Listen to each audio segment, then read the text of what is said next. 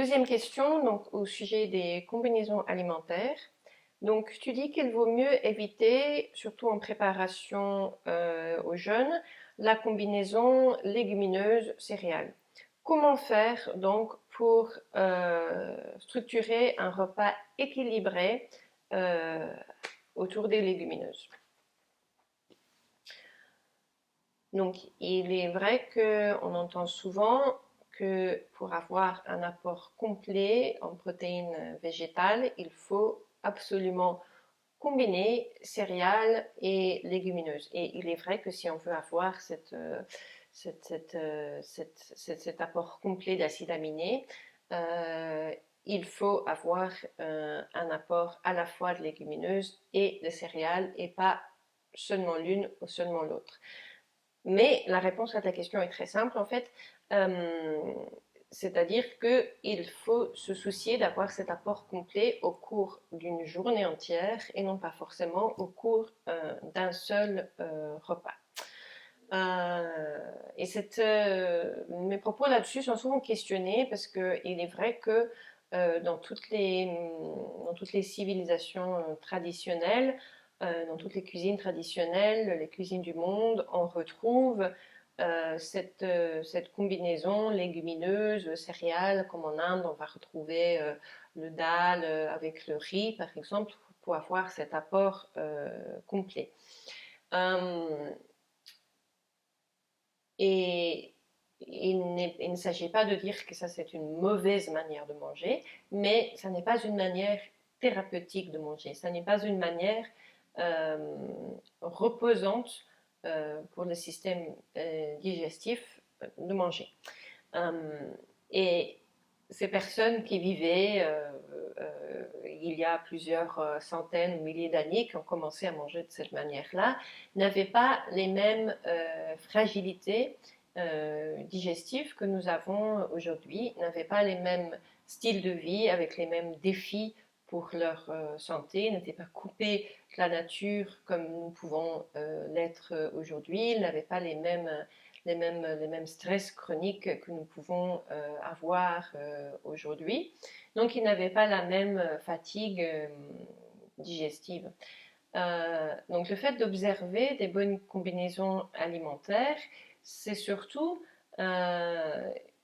une approche de l'alimentation qui va nous permettre de reposer nos systèmes digestifs, de les renforcer et puis au fur et à mesure de pouvoir donc être de plus en plus libre avec notre alimentation. Ce qui est reproché en fait souvent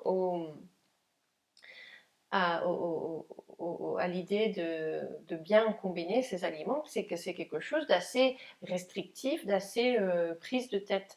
Mais l'objectif, en observant les bonnes combinaisons alimentaires, va être vraiment de devenir de plus en plus libre justement avec son alimentation parce qu'on aura un système digestif qui, par le repos, par le plus grand respect de ses besoins, va petit à petit se renforcer. Parce que, vous savez, moi je reçois beaucoup de personnes en consultation qui sont extrêmement limitées dans leur choix d'aliments parce que leur système digestif est de plus en plus fragile.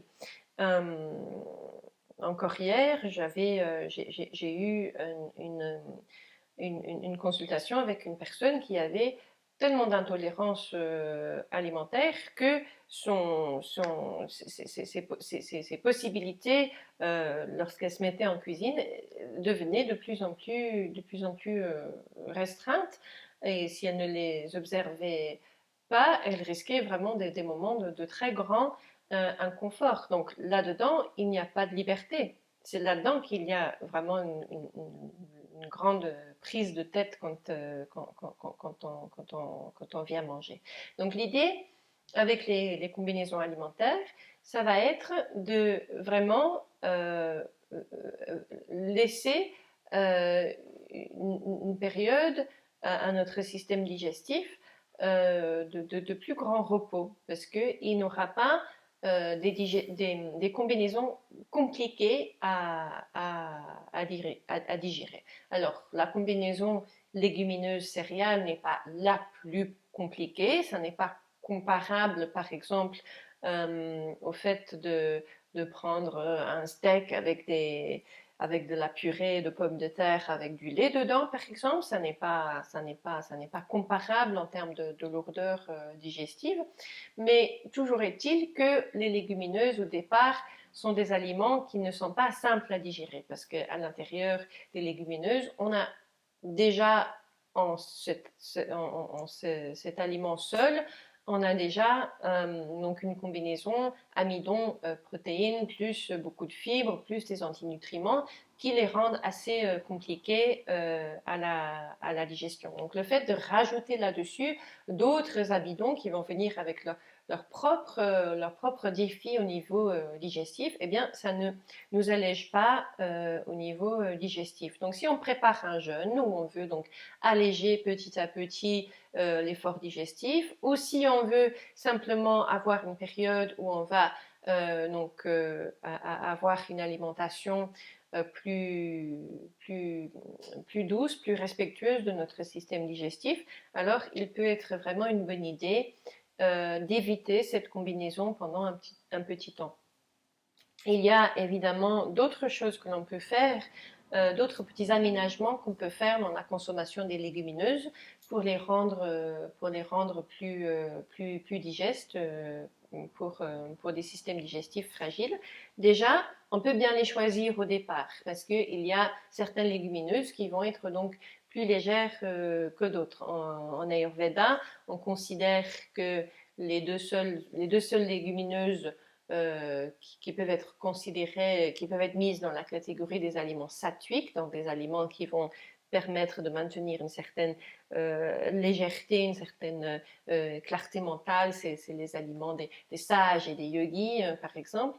Donc les deux seules légumineuses qui peuvent être mises dans la catégorie des aliments sattwiques, ce sont les lentilles corail et les haricots mango. Donc déjà, bien choisir ces légumineuses au départ, ça peut être intéressant.